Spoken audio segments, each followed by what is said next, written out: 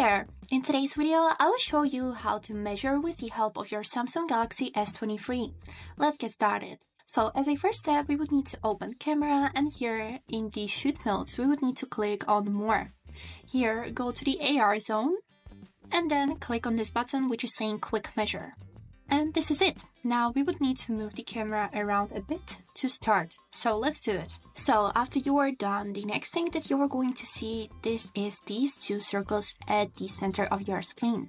So now to measure any item, we would need to firstly aim at the top part of the item with this white central circle, which is not moving. So aim at the top part of the item and then click on this white plus that you can see at the bottom part of your phone. So click on it, and then we would need to aim at the bottom part of this item. So now we click plus one more time, and this is it. Now we can see that the length of this phone is 16 centimeters.